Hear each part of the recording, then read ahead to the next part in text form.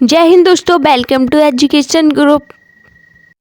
इस वीडियो में वैदिक काल का पार्ट 2 लेकर आए हैं। अगली नेक्स्ट वीडियो में भारत के प्रमुख धर्म यानी कि उसमें जैन धर्म, बौद्ध धर्म के बारे में पढ़ाएंगे। अभी स्टार्ट करते हैं। वैदिक काल के देवता। वैदिक काल में महत्वपूर्ण देवता थे, उनके बारे में बात करेंगे। इंद्र, यह सबसे महत्वपूर्ण देवता थे और ऋग्वेद में इंद्र भगवान की 250 बार चर्चा है। इन्हें यज्ञ तथा वर्षा का देवता कहते थे। इंद्रदेव को यज्ञ तथा वर्षा का देवता कहते थे। इन्हें पुरंदर भी कहा जाता है। अग्नि, इनकी चर्चा ऋग्वेद में 200 बार है।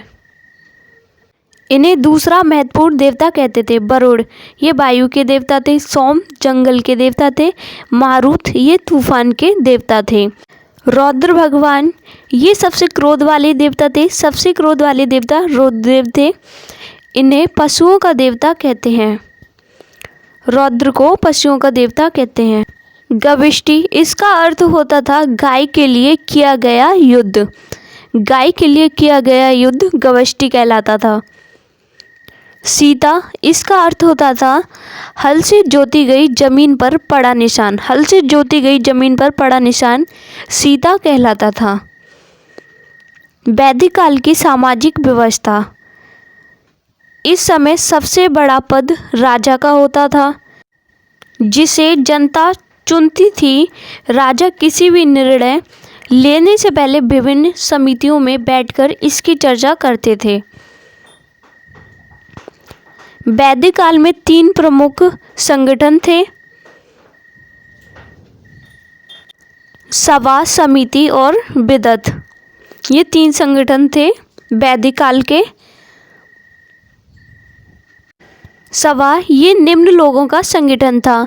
समिति, यह उच्च वर्ग के लोगों का संगठन था। विदत, यह सबसे महत्वपूर्ण संगठन था।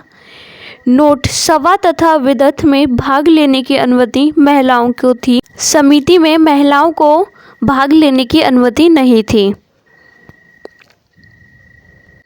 वैदिक काल समाज पितृसत्तात्मक था। बाल विवाह, तलाक, सती प्रथा, जाति प्रथा, पर्दा प्रथा का प्रचलन नहीं था। इन सब चीज़ों का वैदिक काल में कोई प्रचलन नहीं था। जीवन भर अविवाहित रहने वाली महिलाओं को अमाजु कहा जाता था।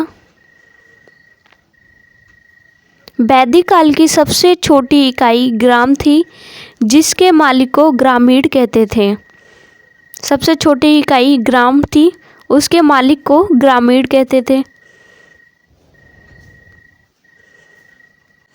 परिवारों के समूह को ग्राम कहते हैं। ग्राम यानी कि गांव। सबसे बड़ी इकाई जन होती थी, जिसके मालिक को राजन कहते थे। उत्तर वैदिक काल में लोहे की खोज हो जाने के कारण कृषि तथा अर्थव्यवस्था में तेजी से परिवर्तन होने लगा और समाज धीरे धीरे ग्रामीण सभ्यता से नगरीय सभ्यता की ओर अग्रसर होने लगा। जन का आकार बढ़कर जनपद हो गया और यह जनपद आगे चलकर महाजनपद का रूप ले लिया। महाजनपद का काल सिंधु सभ्यता के बाद दूसरी नगरीय सभ्यता थी। पहली नगरीय सभ्यता सिंधु सभ्यता थी, दूसरी नगरीय सभ्यता महाजनपद का काल था।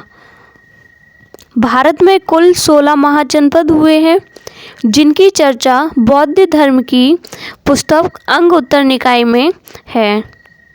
16 महाजनपद में सबसे समृद्ध तथा सबसे शक्तिशाली महाजनपद मगध महाजनपद था। वैदिक काल में टैक्स को बलि कहते थे, जबकि देवताओं को खुश करने के लिए पशु बलि दी जाती थी। वैदिक काल में 3 प्रकार के युद्ध का प्रचलन था। अश्वमेध यज्ञ, इसमें घोड़ा को यज्ञ करके छोड़ दिया जाता था। जहाँ तक घोड़ा जाता था वहाँ तक क्षेत्र राजा ले लेता था। घोड़ा रोकने वाले व्यक्ति से राजा युद्ध करता था। वाजपेयी यज्ञ, राजा के शक्ति प्रदर्शन के लिए होता था वाजपेयी यज्ञ। इसमें रथों की रेस लगाई जाती थी। राजसेय यज्ञ, राज्याभिषेक के समय यज्ञ करवाया जाता था। उत्तर वैदिक काल में जब अतरंजी खेड़ा से लोहे की खोज हुई तो उत्तर वैदिक काल की अर्थव्यवस्था पशुपालन के स्थान से कृषि पर आधारित हो गई।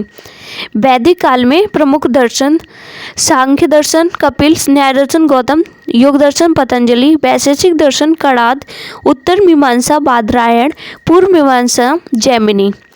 नोट: गौतम बुद्ध के अधिकतर उपदेश सांख्य दर्शन से लिए गए हैं। गौतम बुद्ध ने जो भी उपदेश दिए हैं वो ज़्यादातर सांख्य दर्शन से लिए गए हैं।